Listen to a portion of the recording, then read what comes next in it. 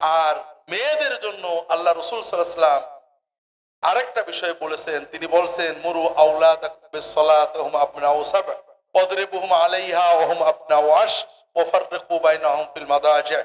তোমাদের ছেলে মেয়েদের বয়স যখন 7 হবে তাদের নামাজ পড়াতে বলবে, 10 হলে নামাজ পড়াবে, বিছানা আলাদা করবে, অর্থাৎ পর্দা এবং শালীনতা শেখাবে। কাজে পর্দাটা অবশ্যই চর্চা করতে হবে। আমি লম্বা বলতে পারবো না। সমাজের যদি আমরা বাচ্চাদেরকে নামাজ এবং পর্দা এই দুটো জিনিস শেখাতে পারি, তাহলেই আমাদের যুবকদের অন্তত আমরা দিনের ভিতরে রাখতে পারবো। আমাদের দেশের মায়েরা, মেয়েরা, বোনেরা দিনদার। শাওয়ালের রোজা পুরুষেরা বেশি রাখে না মেয়েরা? শাওয়ালের রোজা ফরজ না নফল? আর মেয়েদের জন্য পর্দা করা ফরজ না নফল?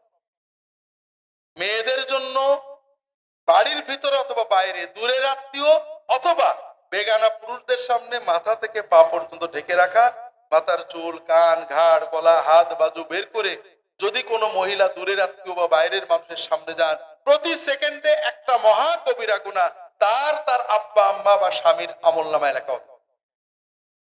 আর এই গুনার মাধ্যমে আমরা কোনো লাভ করছি না।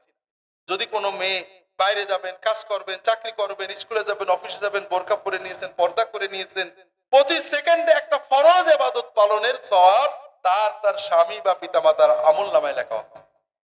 কাজেই আমরা পর্দা আল্লাহ ফরজ করেছেন। যে কোরআন পড়ে দিলে আমরা মনে করি আমরা আল্লাহ শাফা করবেন, যে কোরআনের অপমান করলে আমরা কষ্ট পাই, সেই কোরআনে আল্লাহ পর্দাকে ফরজ করেছেন।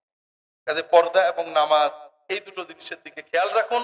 আল্লাহ তাআলা আমাদের সবাইকে তৌফিক দান করুন। আমিন।